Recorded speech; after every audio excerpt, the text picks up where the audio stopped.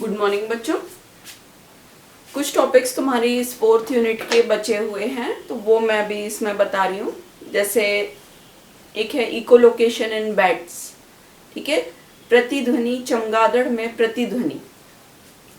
अब जैसे अभी तक तुम लोगों को पता है कि चमगादड़ निकलते या बैट्स निकलते कब हैं? रात को, ठीक है। वो दिन में नहीं निकलते, तो रात को ये अपनी और देख नहीं सकते, ये अंधे होते हैं। तो इन्हें पता कैसे चलता है कि रात में इनको जाना कहाँ है, ये अपना शिकार कैसे करते हैं, ठीक है। तो बैट्स में कोई एक ऐसी चीज होती है या एक ऐसी मैकेनिज्म होती है जिससे ये अपने रास्ते को नेविगेट कर सकते हैं, मतलब ढूंढ सकते हैं, और अपने प्रे को या अपने शिकार को ये पकड़ सकते हैं कि ये इतनी दूर है या कोई ऑब्स्टेकल है, पहाड़ आ रहा है, पेड़ आ रहा है, ठीक है, बीच में, तो उनको बचना है। तो ये कोई चीज तो ऐसी होती है जिससे कि ये बच सकते हैं। ये चीज किस में हो गई? जैसे इस जो ये फिनोमेना होता है उसको कहते हैं इकोलोकेशन या प्रतिध्वनि स्थान निर्धारण, ठीक है। इकोलोकेशन को क्या कहेंगे? प्रतिध्वनि स्थान निर्धारण। मतलब जो साउंड के बेस पर ये अपनी जो पोजीशन है किसी एक प्लेस का, उसको नेविगेट करते हैं, निर्धारित करते हैं, ठीक है। तो जब ये जाएंगे, जैसे ये चीज होती है इसमें बैट्स में हो गई। फिर ये जो प्रोसेस इकोलोकेशन की होती है वो हम वेल्स होती हैं पानी के, जब जो मछलियां बहुत नीचे गहरे पानी में रहती हैं उन्हें कैसे पता चलता है, ठीक है। तो ये जो इकोलोकेशन है इसलिए इम्पोर्टेंट है, इस बेस पर इसको पढ़ना। तो बैट्स क्या होते हैं जनरली जो रहेंगे वो, या चमगादड़ जो हम कहते हैं, ये अपनी आवाज, ठीक है, एक ये वॉइस का कॉल निकालते हैं, एक आवाज इतनी तेज, ये जो इको होती है या प्रतिध्वनि होती है, इस इको को हम अल्ट्रासाउंड कह सकते हैं। ऐसा साउंड जो हम नहीं सुन सकते, ठीक है। हमारी जो फ्रीक्वेंसी, हम जितना साउंड सुन सकते हैं वो 20 किलोहर्ट्ज तक का ही रहता है, जबकि ये जो साउंड प्रोड्यूस करते हैं वो अप टू 200 किलोहर्ट्ज का साउंड होता है, ठीक है। और ये इतना तीव्र, मतलब 20 किलोहर्ट्ज के आगे हम साउंड को नहीं सुन सकते। वो जो साउंड रहता है इको, वो कहलाता है अल्ट्रासाउंड, ठीक है। तो उसी अल्ट्रासाउंड, इनका जो बेस है चमगादड़ों का, अपने इन प्रे के लिए या अपने कोई ऑब्स्टेकल के लिए, उसको ढूंढने के लिए, बचने के लिए ये इकोलोकेशन का यूज करते हैं, या हम कहते हैं इकोस का यूज करते हैं, अल्ट्रासाउंड का। तो ये क्या करेंगे? एक तीखी सी आवाज निकालते हैं। ये इतनी तेज आवाज होती है कि हम उसको नहीं सुन सकते, ठीक है। हमारा जो हियरिंग कैपेसिटी होती है कान की, वो ओनली 20 किलोहर्ट्ज होती है। तो बैट्स में क्या होता है, ये चमगादड़ अंधेरे में अपने जो स्थान या कोई एक प्लेस है उसको ढूंढने के लिए या अपने खाने को ढूंढने के लिए ये इकोलोकेशन का क्या करते हैं? यूज करते हैं, ठीक है। ये जो इकोलोकेट करने के लिए चमगादड़ जो रहेंगे, बैट्स, या तो अपने मुंह से, ठीक है, लैरिंग से, या तो उससे तेज आवाज निकालते हैं, या फिर इनकी नोज से, नॉस्ट्रिल से ये एक तीखी आवाज निकालते हैं। और ये जो आवाज है जब निकलती है और किसी ऑब्स्टेकल से रास्ते में टकराती है, तो ये टकराकर वापस आती है उससे, ठीक है।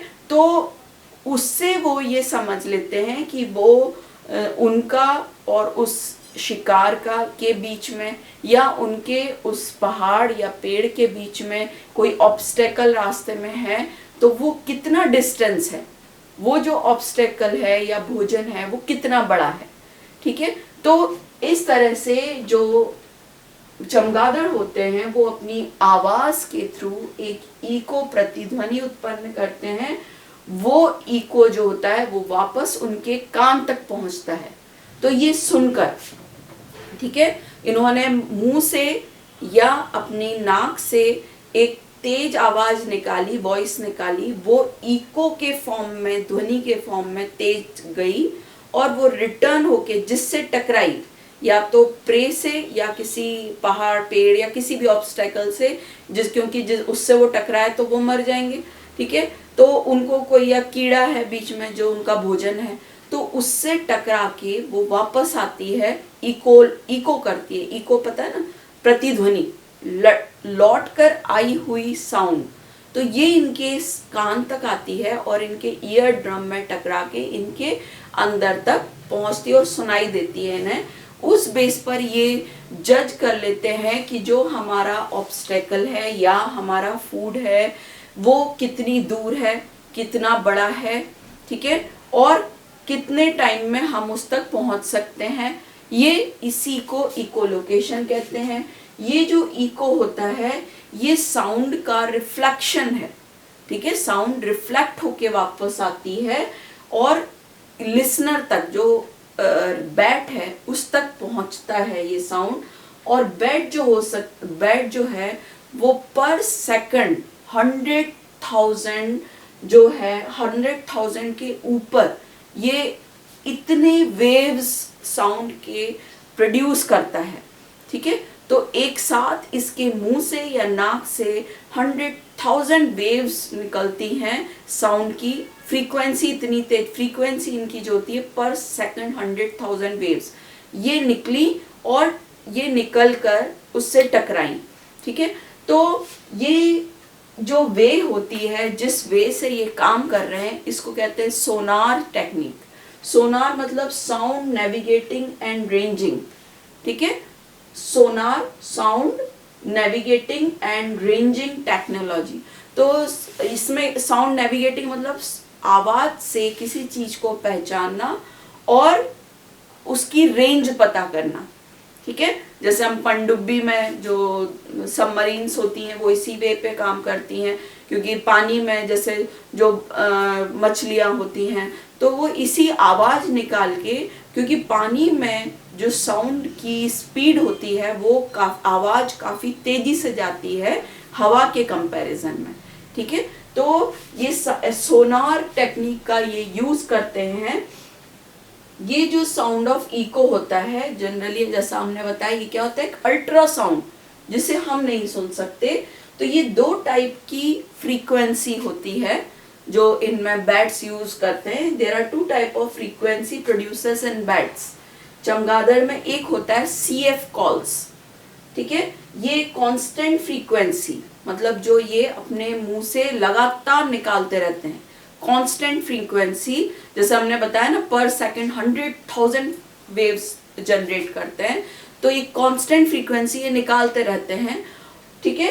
एंड FM फ्रीक्वेंसी मॉड्यूलेटेड, अब जो फ्रीक्वेंसी वापस लौट के आ रही है, ठीक है, तो जो चेंजेस हुए उस फ्रीक्वेंसी में वो, तो ये जो भेज रहे हैं CF और जो वापस मॉड्यूलेट होके आ रही है FM फ्रीक्वेंसी मॉड्यूलेटेड, तो CF और FM दोनों के कारण ये जो बैट होते हैं ये अपने इकोस को प्रोड्यूस करके नेविगेट करते हैं अपने जो उनका शिकार होता है या कोई ऑब्स्टेकल होता है बीच में उनको। तो अगर इसको हम इजीली वे में देखें तो जैसे देखो ये बैट, इसने एक हाई फ्रीक्वेंसी, अब ये लो से लेकर हाई तक फ्रीक्वेंसी पूरे अपने एनवायरनमेंट में चारों तरफ ये मतलब इनकी फ्रीक्वेंसी कंटिन्यूअस निकलती रहती है। ये कांस्टेंट फ्रीक्वेंसी, ये देखो ये निकलती गई। अब बीच में मान लो कोई प्रे है, शिकार, तो जैसे ये फ्रीक्वेंसी शिकार से टकराती है ये मॉड्यूलेट FM, अब ये फ्रीक्वेंसी उस तक लौट के आ रही है। अब वो अगर प्रे बहुत दूर है तो क्या होगा, वो फ्रीक्वेंसी वहां तक आते आते थोड़ी स्लो पड़ जाएगी, तो उनको ये पता चलेगा हमारा प्रे जो है वो काफी दूर है, या कोई पहाड़ है, पेड़ है या ऑब्स्टेकल। अब जैसे पहाड़ है तो वो जो फ्रीक्वेंसी है वो टकरा के उन तक काफी देर में वापस आएगी और उसका एरिया काफी बड़ा होगा।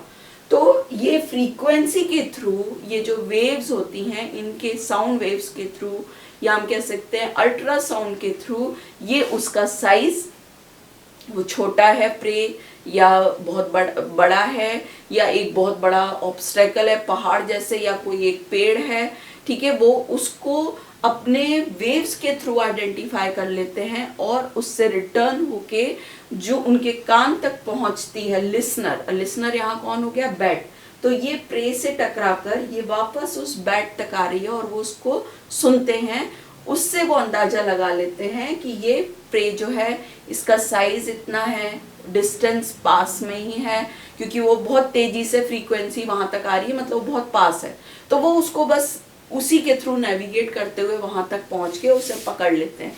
तो इनके आंख नहीं होते, मतलब देख पाने के, अंधेरे में नहीं भी देख पाने के कारण ये सोनार वेव्स या अल्ट्रासाउंड के थ्रू सुन सकते हैं।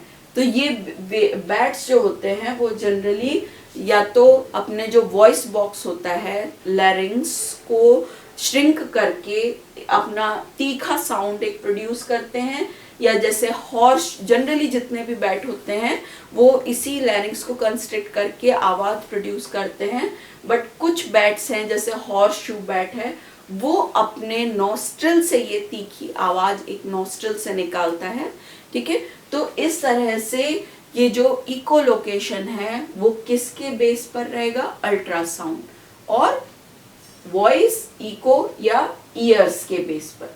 तो इसमें ये जो इकोलोकेशन हो गया, ये क्या करता है, बैट्स को अंधेरे में भी अपने आप उनको देखने में हेल्प करता है। देखना इन द सेंस कि वो उस चीज को समझ सकते हैं कि कोई हमारा प्रे या पहाड़ है या पेड़ है वो कितना दूर है और कितना बड़ा है, ठीक है। तो ये इस तरह से इकोलोकेशन एंड बैट्स, इसके नोट्स आप तक पहुंच ही जाएंगे, ठीक है। और बाकी इसको पढ़ना, ये शायद बुक्स में नहीं मिलेगा तुम लोग की कोर्स बुक में, तो नोट्स में से पढ़ लेना। जनरली इसमें क्वेश्चन अभी तक नहीं आया, पर बट कोई हार्ड भी नहीं है, तुम लोग पढ़ के इसके बारे में आंसर दे सकते हो। Okay, thank you.